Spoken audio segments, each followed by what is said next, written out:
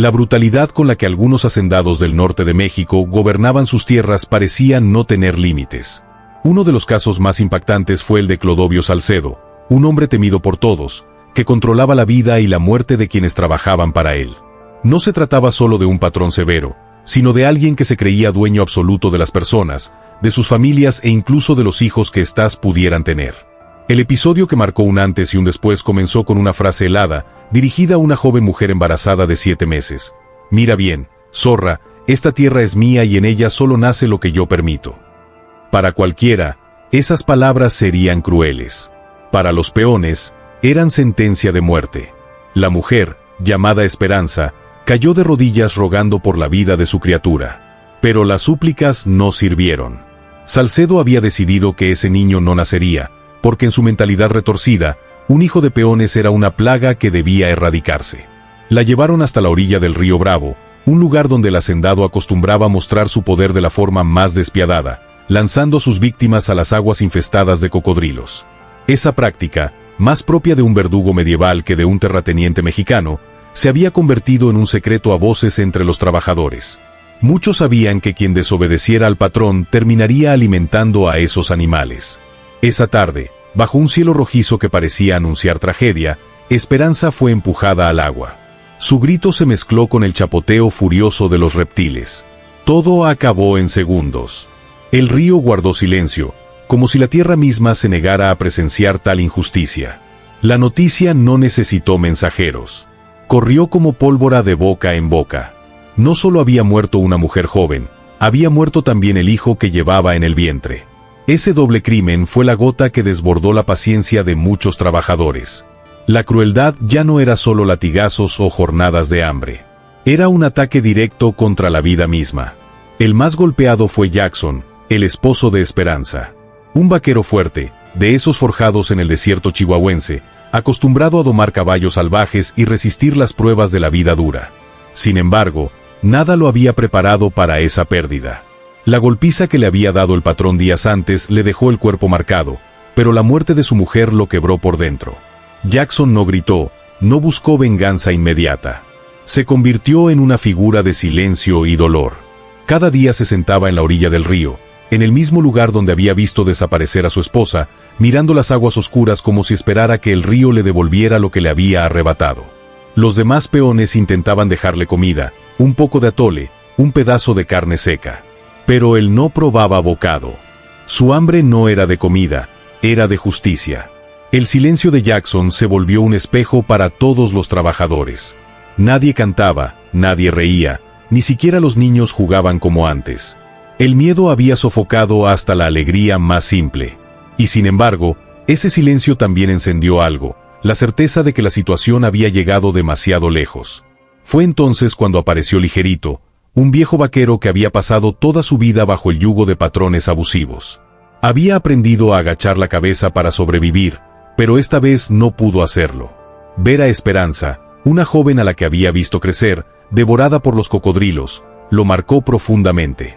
Además, su propia hija estaba embarazada, y el temor de que corriera la misma suerte lo atormentaba día y noche. Ligerito entendió que callar era condenar a todos. Esa noche, mientras su familia dormía, tomó una decisión que cambiaría el rumbo de la historia. Sabía que las autoridades no harían nada. Los jueces, policías y políticos del Estado eran aliados de los grandes hacendados. La única ley verdadera que podía enfrentar a un hombre como Clodovio Salcedo era la ley de la revolución. Y entonces Ligerito habló. Su voz estaba ronca, pero pronto se fortaleció. Contó todo: el amor de Jackson y Esperanza, el embarazo, la brutalidad de Clodovio Salcedo, el despojo, la humillación y el crimen del río Bravo. El campamento, que antes zumbaba con la rutina, se fue callando. Hombres y mujeres endurecidos por años de lucha escuchaban ahora con el corazón apretado. La escena de una muchacha embarazada implorando por su hijo mientras un hacendado ordenaba su muerte era demasiado, incluso para ellos. Villa no se movió. Permaneció rígido, sereno en apariencia, pero con la mano tan apretada en la pistola que los nudillos se le pusieron blancos. Sus ojos se volvieron fríos, como acero recién afilado. Era la furia silenciosa del general. Al terminar el relato, cayó un silencio mortal. Villa habló al fin con voz baja. ¿Cómo se llama ese hacendado? Clodovio Salcedo, respondió Ligerito. Villa asintió. Se levantó. Fierro, llamó. Rodolfo Fierro, de mirada asesina, se adelantó. Escoge a 12 de los nuestros. Los mejores de puntería y los más ligeros de pie. Vamos a hacer una visita. Se volvió hacia Urbina. ¿Conoces la hacienda de ese tal Salcedo? La conozco, mi general. Cada cerca, cada rincón. Entonces dibuja en la tierra la casa grande, los cuartos de peones, el corral de rurales. Quiero entrar y salir sin que un perro ladre. No vamos a llegar disparando. Vamos a llegar como fantasmas. Por último, Villa miró a Ligerito. Pablo, dale agua, comida y un lugar para descansar. Su viaje terminó. El nuestro apenas comienza. No hubo discursos. No hubo gritos. Solo la orden seca de un líder. Esa misma noche, 12 dorados montaron con Villa al frente. Eran la élite de la División del Norte, Fierro, Urbina y 10 hombres expertos en emboscadas. Cabalgaban en silencio, confundidos con las sombras. No iban tras botín, ni tras gloria personal. Iban tras justicia. Cada uno de los hombres cabalgaba con la historia de Ligerito clavada en la mente. La imagen de Esperanza, aquella muchacha condenada injustamente, se convirtió en la bandera invisible que guiaba la misión. No se trataba de un simple ataque a un hacendado. Lo que buscaban era limpiar una mancha que ofendía al honor de toda una tierra. Por días enteros recorrieron caminos ocultos. Urbina, que conocía la región como la palma de su mano, los guiaba por veredas tan escondidas que parecían inventadas por el mismo desierto. Caminos entre mezquitales, lechos secos de arroyos que funcionaban como carreteras secretas. Apenas comían lo necesario, un pedazo de carne seca, un puño de pinole. El agua era todavía más escasa. Y sin embargo, nadie se quejaba. Lo que lo sostenía no era el alimento, sino el deseo de justicia. La coordinación del grupo era impresionante. No necesitaban muchas palabras. Un silbido imitando a un pájaro avisaba de peligro. Un gesto con la mano bastaba para cambiar de rumbo. Eran 13 hombres funcionando como un solo cuerpo, con un pensamiento único: cumplir la misión. Villa les había enseñado que la revolución no se ganaba solo con balas, sino con inteligencia. El secreto era volverse parte del desierto, invisible, silencioso, letal. El tercer día de marcha apareció el primer obstáculo serio. Martín López, que iba al frente como explorador, regresó con la cara tensa. Había visto a 4 rurales descansando bajo un mezquite. No eran federales, eran hombres de confianza del hacendado. Estaban armados, confiados y despreocupados. Lo fácil hubiera sido abrir fuego y eliminarlos a tiros. Pero Villa sabía que un disparo era lo mismo que tocar una corneta. Todo el valle lo escucharía. Así que decidió otra cosa. Ordenó desmontar y acercarse como sombras. El plan era simple: acabar con ellos sin un solo ruido. El grupo se desplegó en silencio.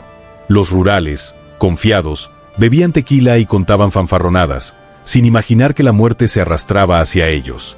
El general dio la señal con el canto perfecto de una chachalaca.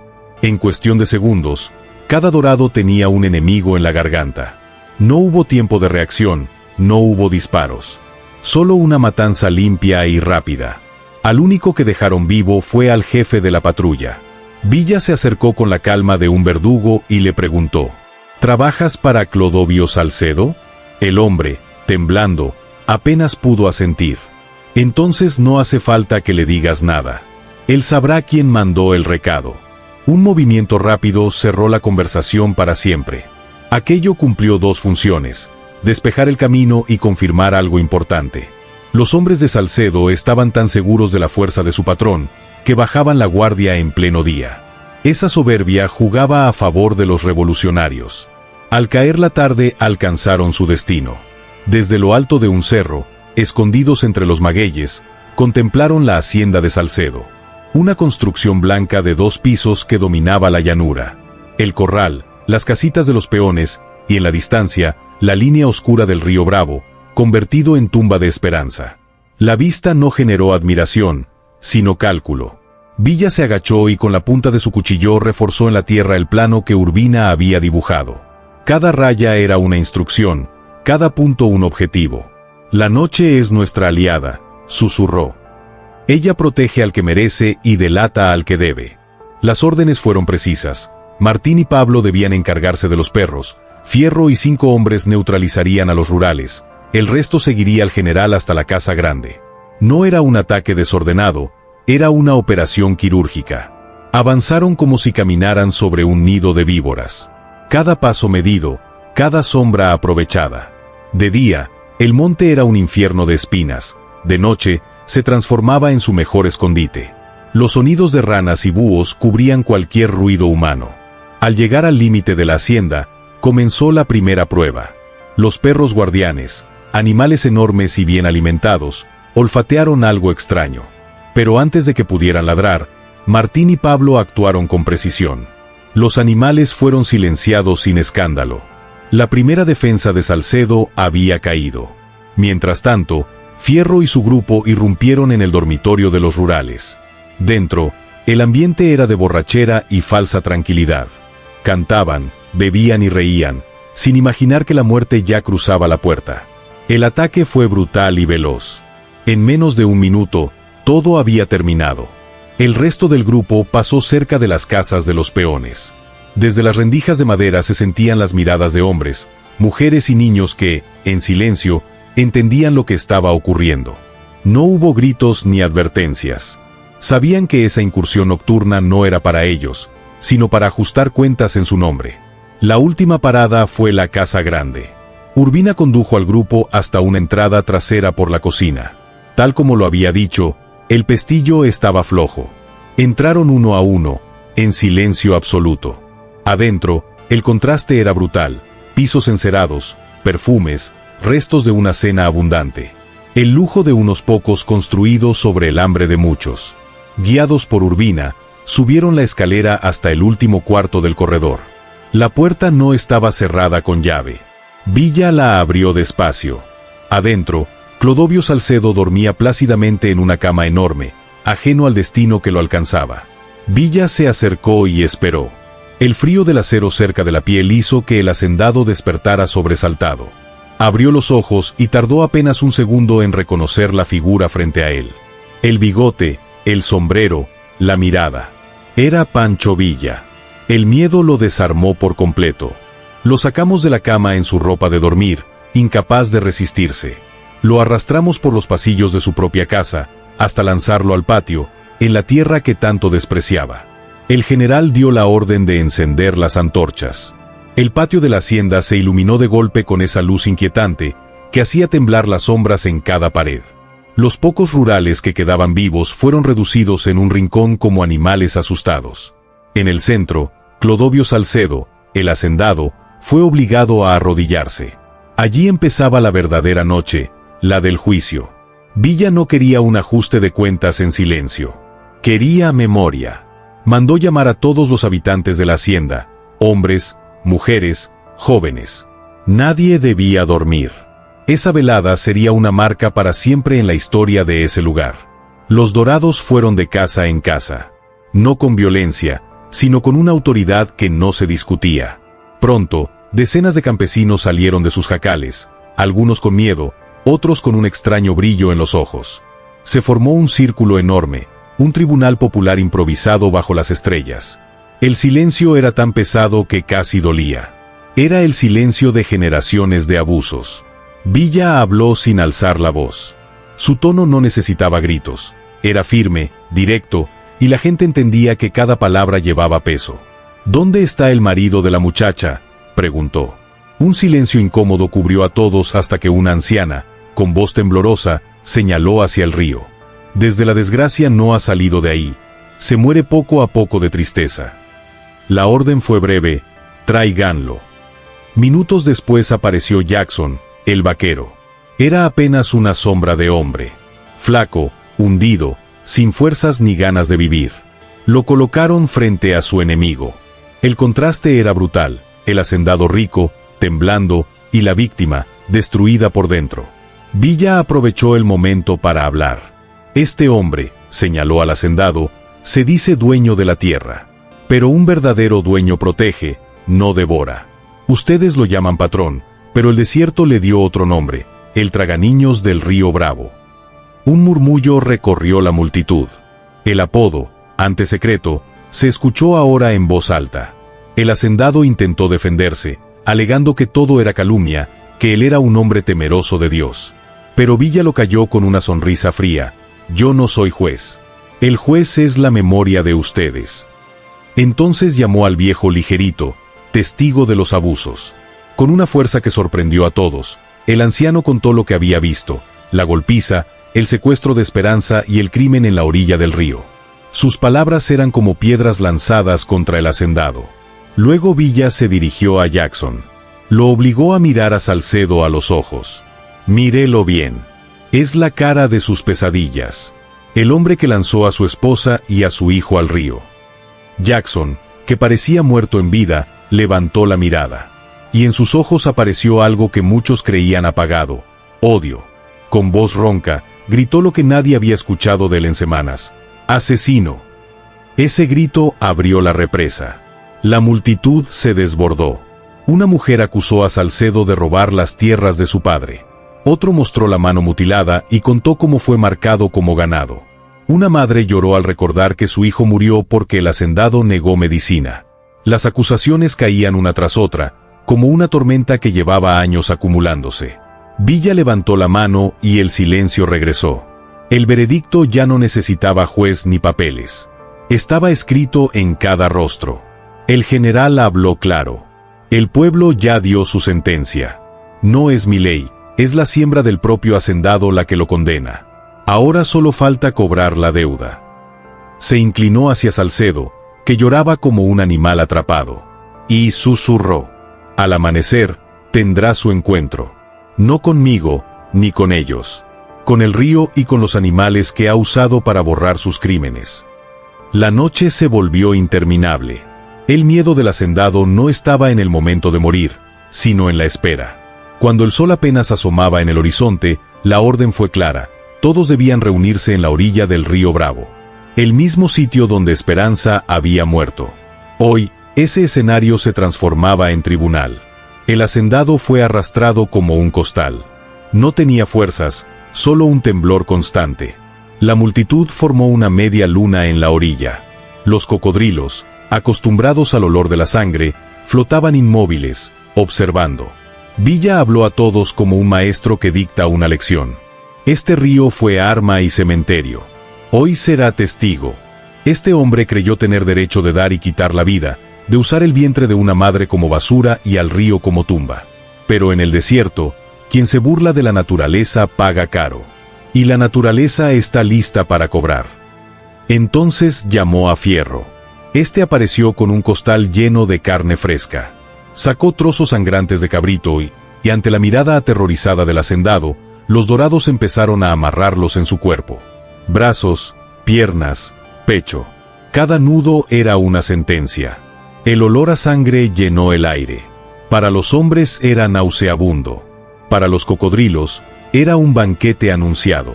Salcedo gritaba, rogaba, prometía todo: dinero, tierras, perdón.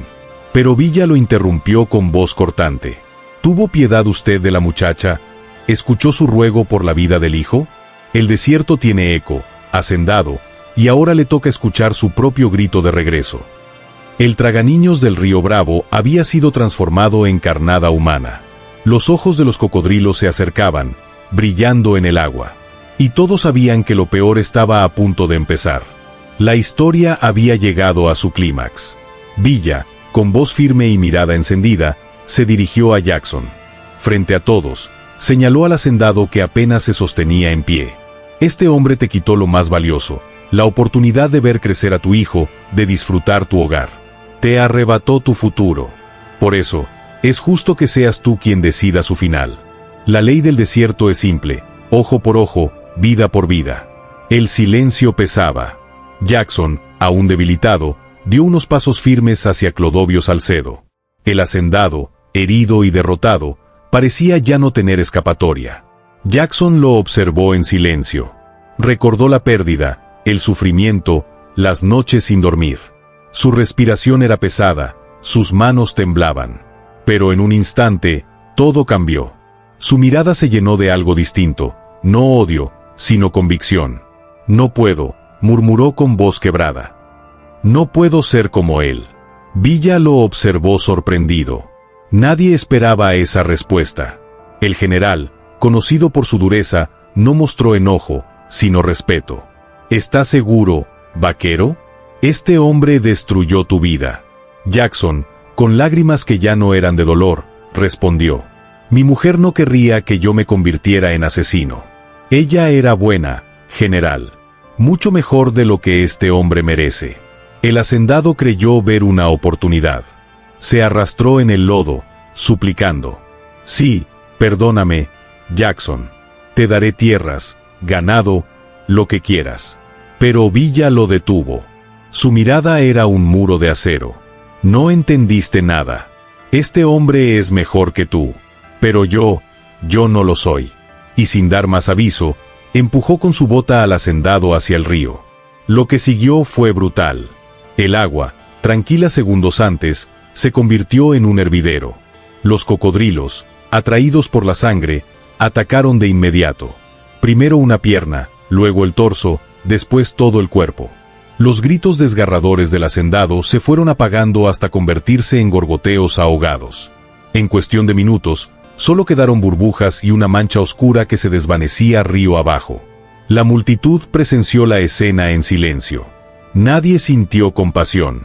Era como ver cómo la tierra misma eliminaba una plaga.